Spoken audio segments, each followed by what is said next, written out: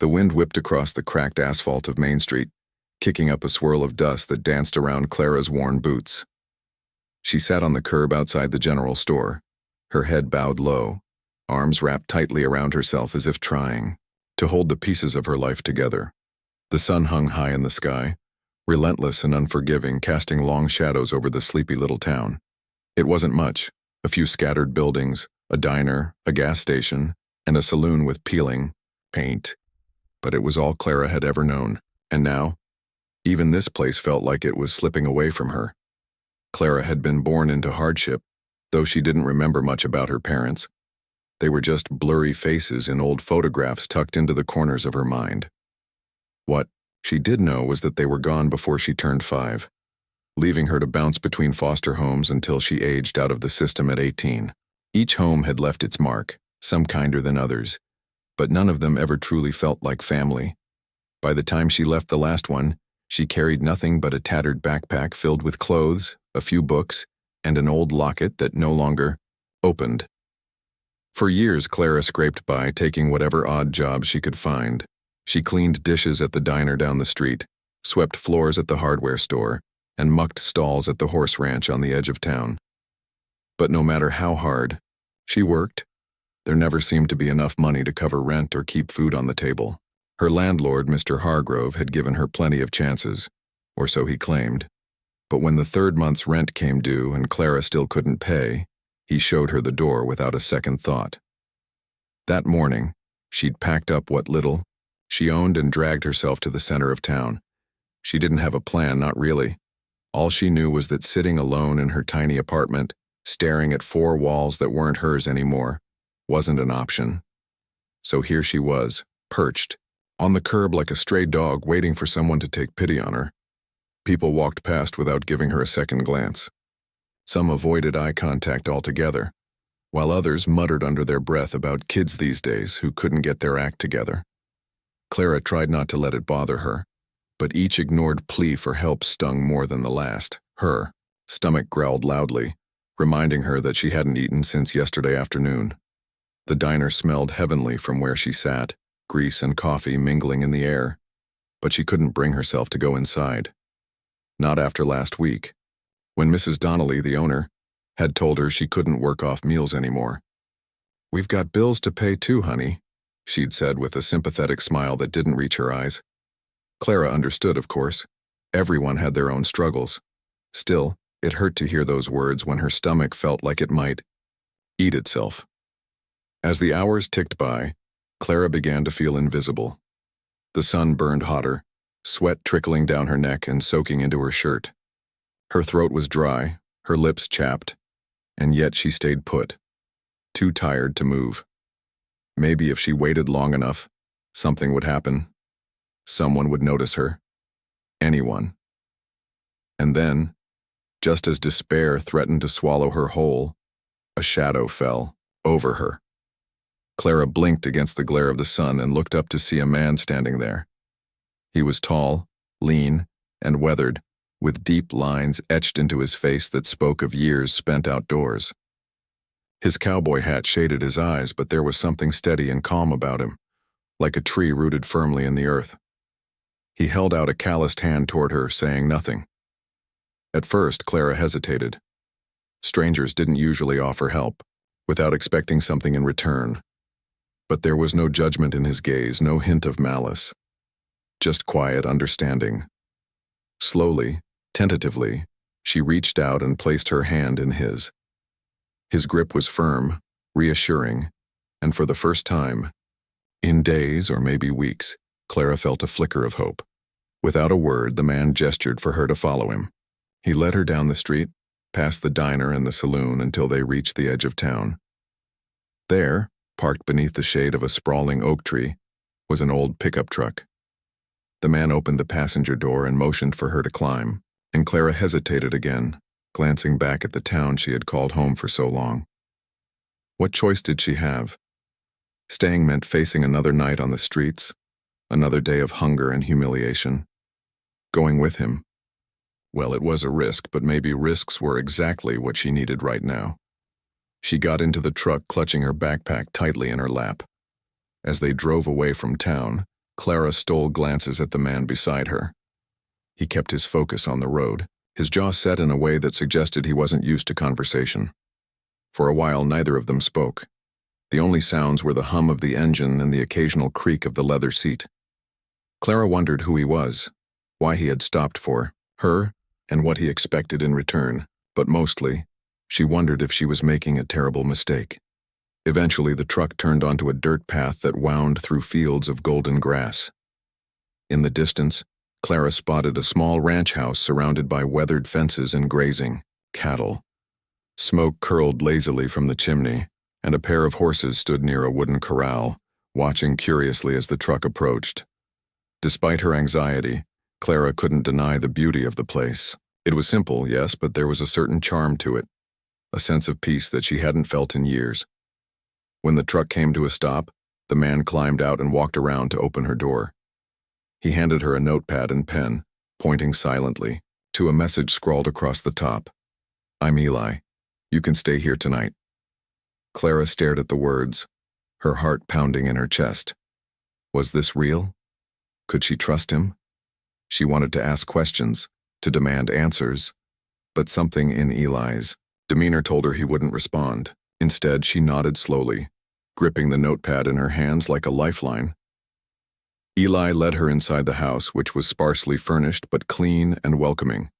He gestured toward a chair at the kitchen table and set a glass of water in front of her. Then he busied himself preparing a meal, simple fare, just soup and bread, but it smelled amazing.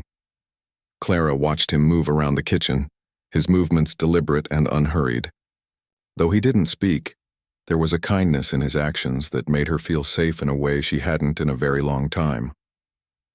As she sipped the cool water, Clara realized she didn't need to understand everything about Eli right away. Sometimes, trust was built not through words but through actions, and for the first time in what felt like forever, she allowed herself to believe that maybe, just maybe, things might turn out okay. The days that followed were unlike anything Clara had ever experienced. Eli's ranch was a world away from the chaos of town, a quiet, peaceful haven where time seemed to stretch endlessly. The mornings began early, with the soft glow of sunlight, filtering through the curtains and the distant sound of roosters crowing in the distance. Clara would wake up to find Eli already outside, tending to the horses or fixing fences. At first, she felt out of place, unsure of what to do or how to contribute. But Eli didn't push her. Instead, he handed her small tasks, feeding the chickens, collecting eggs, sweeping the porch, and let her settle into a rhythm at her own pace. Eli's silence wasn't oppressive. It was comforting, in a way. There was no need for forced conversation or awkward explanations.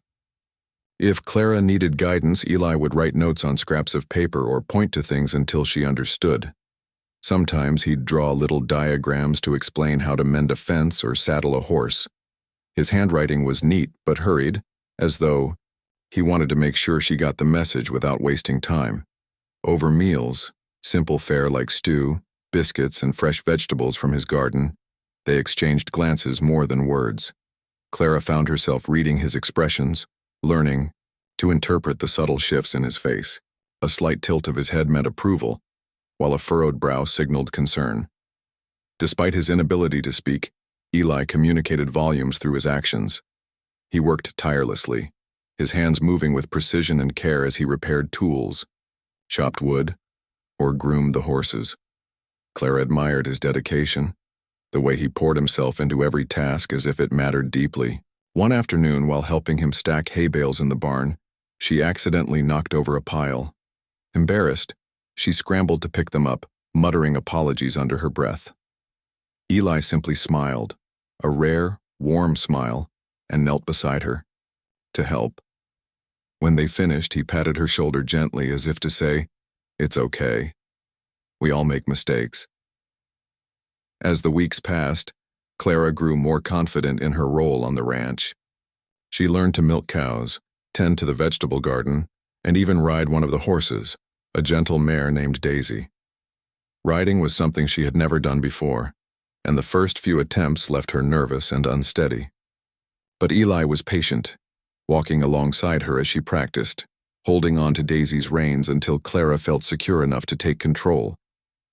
By the end of her third week, she managed to trot around the corral on her own, laughing with delight as the wind whipped through her hair. Eli stood nearby, arms crossed, watching her with an expression that looked almost proud.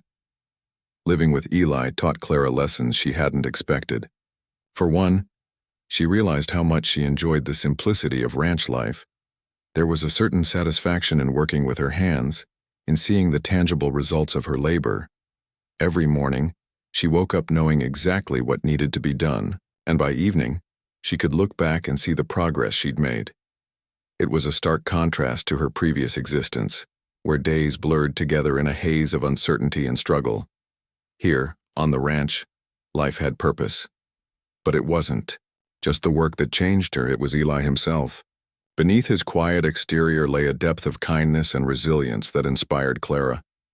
She noticed the way he cared for the animals, treating them not as possessions, but as companions.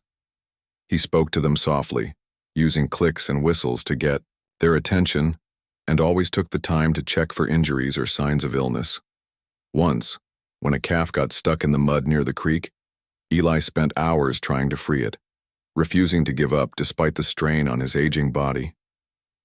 Clara watched, from the sidelines, marveling at his determination. When the calf finally emerged, muddy but alive, Eli grinned broadly and patted its side, his relief evident. Their bond deepened as they shared moments like these. Though Eli rarely opened up about his past, Clara sensed there was pain hidden beneath his calm demeanor. Late at night, when the house was still and the fire crackled softly in the hearth, she would catch him staring into the flames, his eyes distant and heavy with thought. On those nights, she resisted the urge to ask questions, sensing that some wounds ran too deep to be spoken aloud. Instead, she sat quietly beside him, offering silent support in the only way she knew how. One evening, after dinner, Clara decided to break the routine. She pulled out a deck of cards she'd found in the kitchen drawer and motioned for Eli to join her at the table. He raised an eyebrow, clearly puzzled, but nodded and took a seat. They played simple games, war, go fish, and eventually rummy, as Clara laughed and teased him whenever he lost. To her surprise, Eli chuckled too, a low rumble that filled the room with warmth. It was the first time she'd heard him laugh, and it made her heart swell with joy. That night, as they cleared the table and prepared for bed, Clara realized she had stopped thinking of Eli as just a stranger who had taken her in. He was becoming someone important to her, a friend, a mentor, maybe even something more.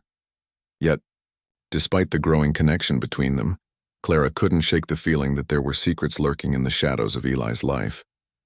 She noticed how he flinched at sudden noises, how he kept a rifle propped by the door even though the area seemed peaceful. Occasionally, she'd catch him scanning the horizon with a sharp, wary gaze, as if expecting trouble to appear at any moment. Once, while cleaning out the attic, she stumbled upon a dusty photo album tucked away in a corner. Inside, she found pictures of a younger Eli standing beside a woman and a little girl, their smiles bright against the backdrop of the same sprawling fields she now called home. Her heart ached as she traced her fingers over the image, wondering who they were and why Eli no longer mentioned them. Clara debated whether to confront him about the photos, but something held her back. She didn't want to pry or upset him, especially since he had given her so much without asking for anything in return. Still, curiosity gnawed at her, mingling with gratitude and affection. Who was this man who had welcomed her into his life so unconditionally? What sorrows weighed on his shoulders, and how had he come to live alone in this quiet corner of the world? For now, though, Clara chose to focus on the present. Each day brought new challenges and triumphs, new opportunities to learn and grow. With Eli by her side, or sometimes silently guiding her from afar, she began to rebuild not just her life, but also her sense of self-worth. For the first time in years, she felt like she belonged somewhere, like she was part of something bigger than herself. And though she didn't know what the future held, she was determined to face it with courage, and with the silent cowboy who had changed everything. As weeks turned into months, Clara grew more curious about Eli's past. She couldn't shake the image of the woman and little girl from the photographs she'd found in the attic. Who were they? Why did Eli keep their memory locked away in a dusty album instead of displaying it proudly? The questions lingered in her mind, but she knew better than to ask outright. Instead, she waited for clues, piecing together fragments of his story whenever he let something slip, usually unintentionally. One chilly evening, as they sat by the fire after dinner, Clara noticed Eli staring at a locket hanging around his neck. It was small and silver, worn smooth by time. He hadn't taken it off since she'd arrived, but tonight he held it in his hands, turning it over and over as if debating whether to open it.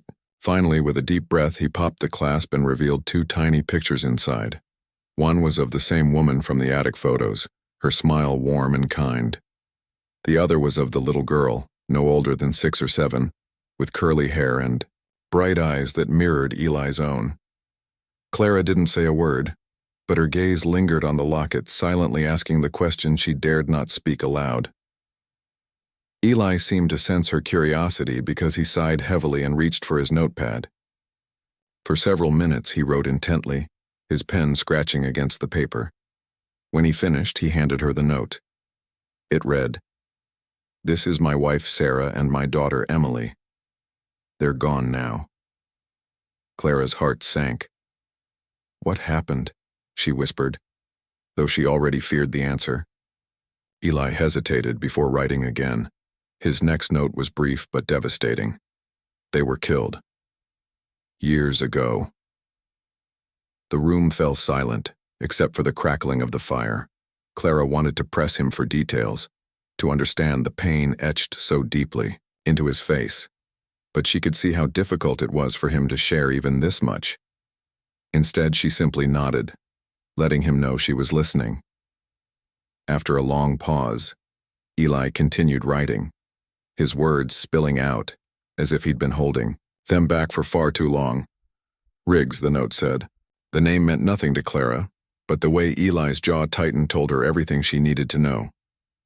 Riggs wasn't just a person, it was a wound that refused to heal. Eli explained that Riggs was a wealthy cattle baron who had once tried to buy Eli's land. When Eli refused to sell, Riggs retaliated violently. First, he sent men to sabotage the ranch, burning fences, poisoning livestock, and cutting off water supplies. Then came the threats, delivered in person or scrawled on barn doors in crude letters. Eli fought back as best he could, hiring lawyers and appealing to local authorities, but Riggs had money and influence on his side. Eventually, things escalated beyond control. Eli paused, his hand trembling slightly as he wrote the final part of the story. One night, Riggs's men came to the house. I wasn't home by the time I got back. His sentence trailed off, unfinished, but Clara understood.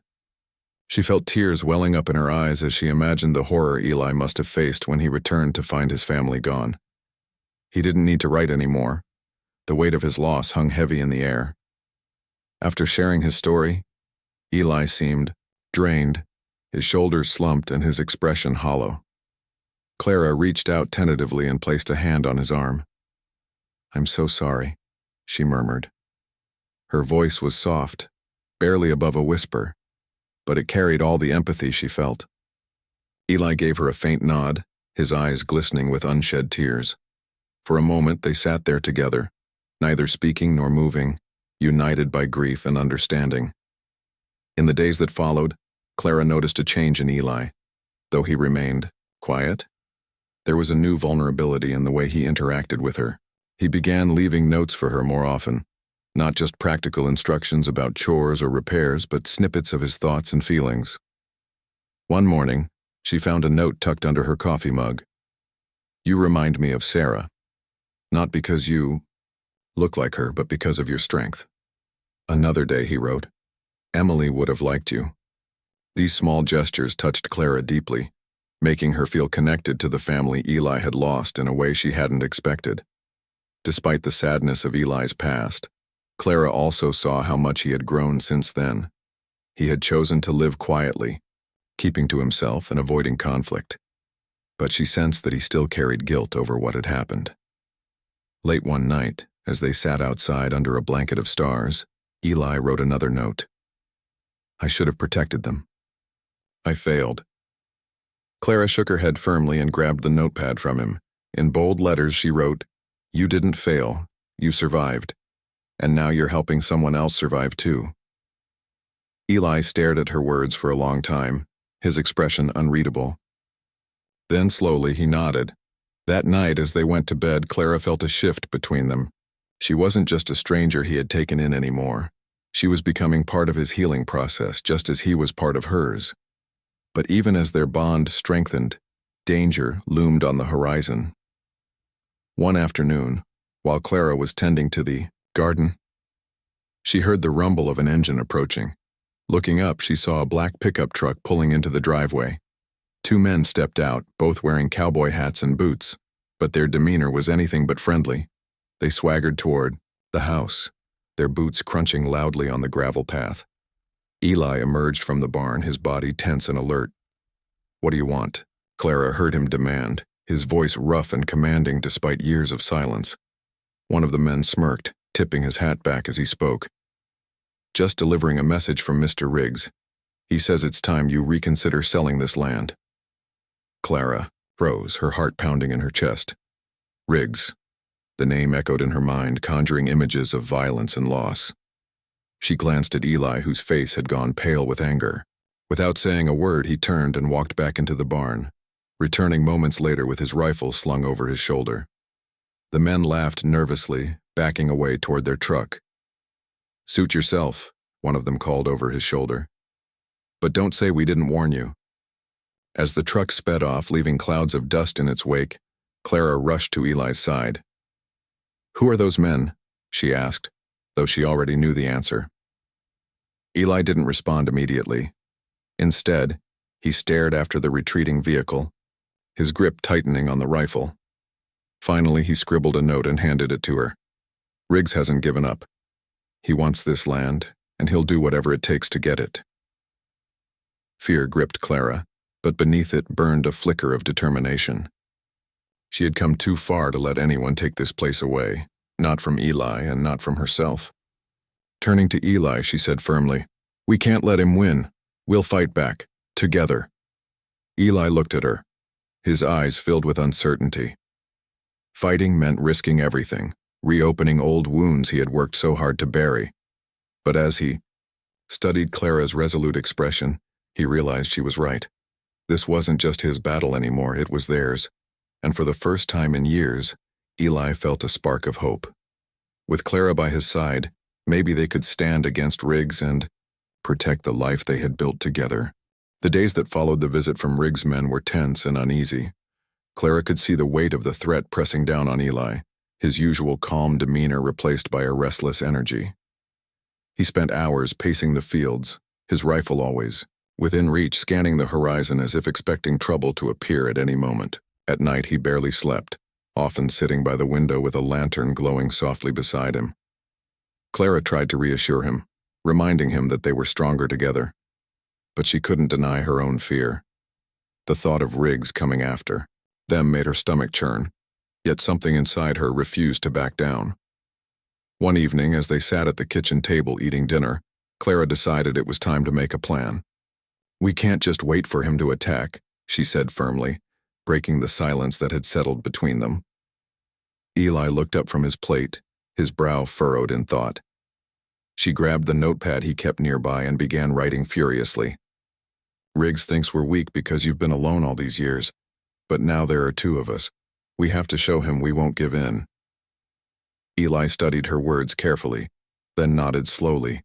He took the pen from her and wrote, What do you suggest? Clara hesitated, unsure where to start.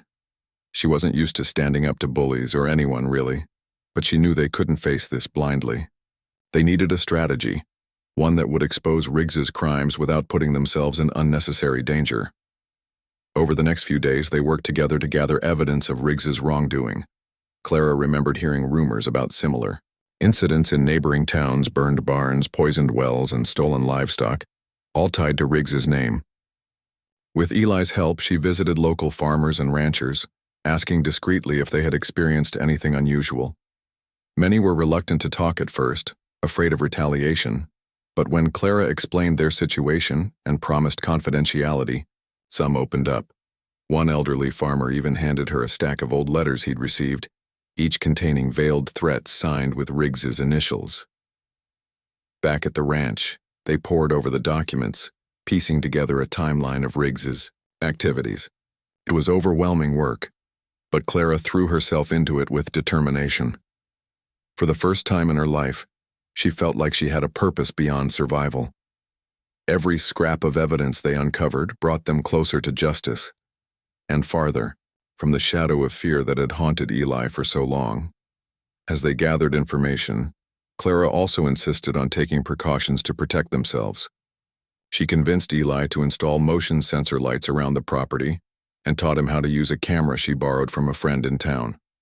Together, they set up hidden surveillance near the fences and barn, hoping to catch Riggs's men in the act if they returned. Eli was skeptical at first, unused to relying on technology, but Clara's persistence paid off. When another group of men snuck onto the property late one night, the cameras captured clear footage of their faces and license plates. Clara felt a surge of triumph as she reviewed the recordings the next morning. "This is it," she told Eli, pointing to the screen. "This is proof."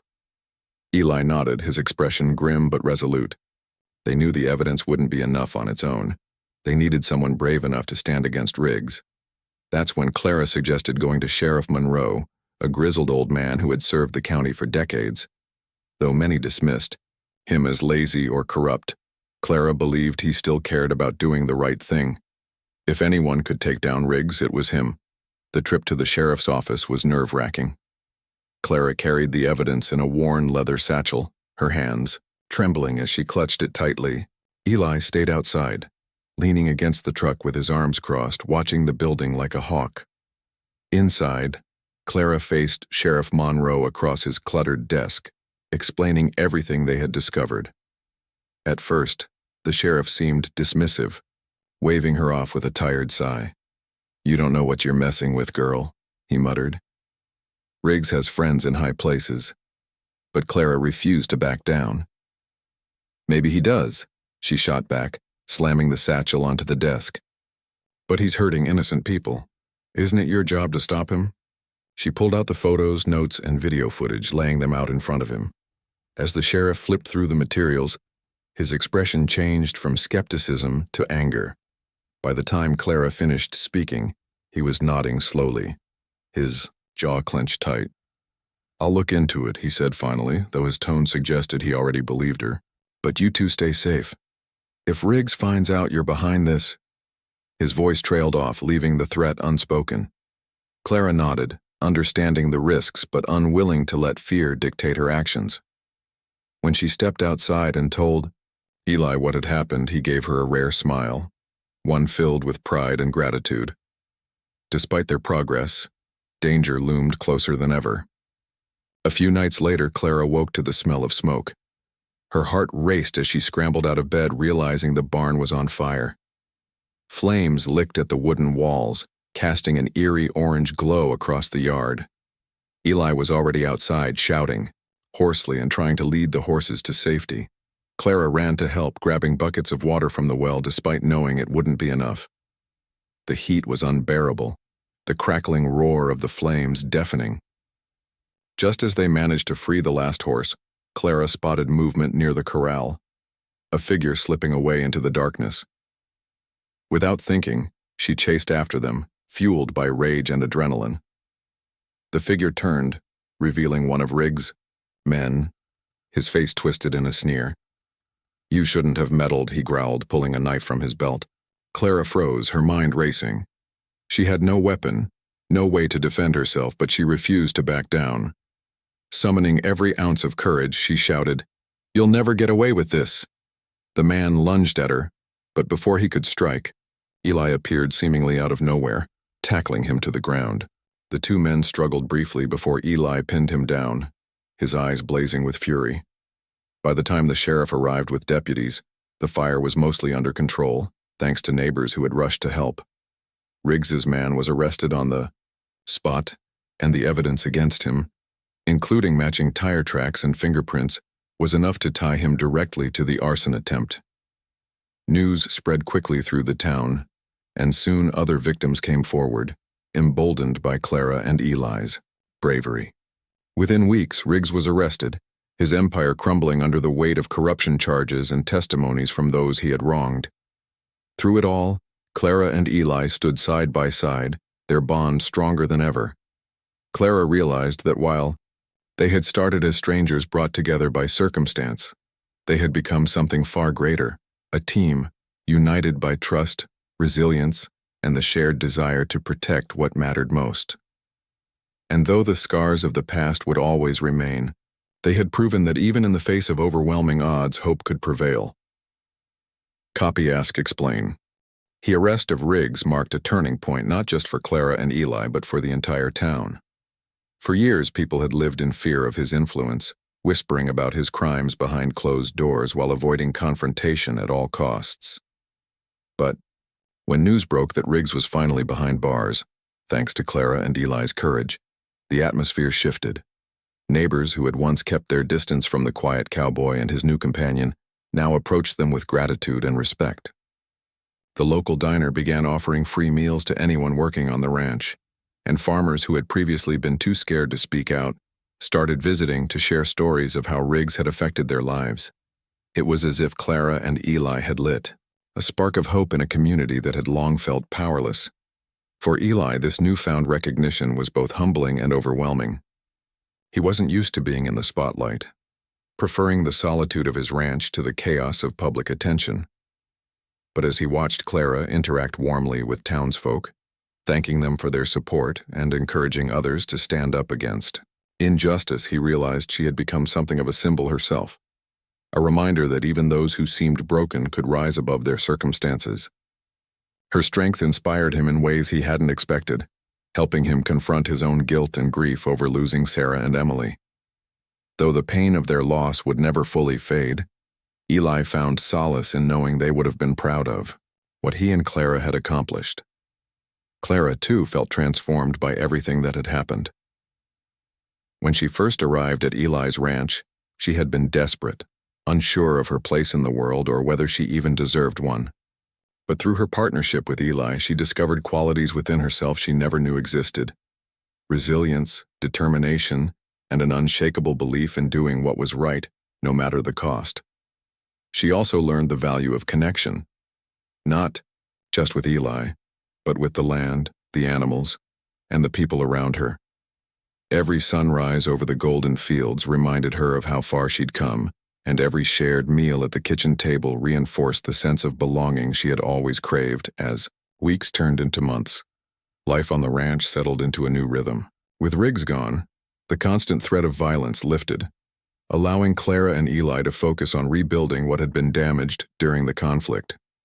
Together, they repaired the barn, replanted crops scorched by the fire, and welcomed back neighbors who volunteered to help. One day, a group of children from town arrived, eager to see the horses and learn about ranch life. Clara laughed as they chased Daisy around the corral, their giggles echoing across the fields. Watching them, Eli felt a warmth in his chest he hadn't felt in years. For the first time since losing his family, he allowed himself to imagine a future filled with laughter and joy instead of regret. That evening, as they sat together on the porch watching the sunset, Clara brought up a topic she'd been thinking about for weeks. "Eli," she began hesitantly, "I've been wondering, do you think we could expand the ranch? Maybe take in more animals or hire some hands to help us grow?" Eli raised an eyebrow, clearly intrigued. She went on to explain her vision, turning the ranch into a cooperative where struggling families could work alongside them, learning skills and earning a living while contributing to the community. "It wouldn't be easy," she admitted, "but I think it could make a real difference." Eli listened intently, his eyes softening as he considered her idea. After a moment, he reached for his notepad and scribbled a response. "I think Sarah would love that." Clara smiled, feeling a lump rise in her throat. It was the first time Eli had mentioned his late wife in such a positive context, and it meant the world to her. They spent the rest of the evening brainstorming plans, sketching out ideas for additional stables, vegetable gardens, and even a small schoolhouse for the children who visited. By the time they headed inside, excitement buzzed between them, replacing the heaviness that had lingered for so long. Over the next year, their dreams slowly took shape. With the support of the townspeople, Clara and Eli expanded the ranch, creating a thriving hub of activity. Families moved onto the property, bringing energy and life to the once silent hills. Children played in the fields, laughter ringing out, like music, while adults worked side by side, tending to crops and livestock. Clara took charge of organizing workshops, teaching newcomers everything from animal care to sustainable farming practices. Eli, meanwhile, became a mentor to the men and boys, sharing his knowledge of ranching and instilling in them the values of hard work and integrity. Through it all, Clara and Eli remained inseparable. Their bond deepened with each passing day, evolving into something neither had anticipated when they first met. While Eli still carried his scars, both visible and invisible, he no longer let them define him. And Clara, once adrift in a sea of uncertainty, had found her anchor in the quiet cowboy who had taken a chance on her. Together, they proved that healing wasn't about forgetting the past. It was about finding meaning in the present and building a future worth fighting for. One crisp autumn morning, as golden leaves swirled in the breeze, Clara stood on the porch overlooking the bustling ranch. Horses grazed peacefully in the distance. Smoke curled lazily from chimneys and the sound of voices carried on the wind. Behind her, Eli joined her, placing a gentle hand on her shoulder. Without words, they shared a moment of quiet gratitude for the life they had built, the challenges they had overcome, and the promise of brighter days ahead. As the sun rose, higher in the sky, painting the horizon in shades of orange and pink, Clara realized she finally understood what it meant to belong. This land, these people, and most importantly, the silent cowboy beside her. They were her family now. And though the road ahead would undoubtedly hold its share of trials, she faced it with unwavering confidence, knowing she wasn't alone anymore.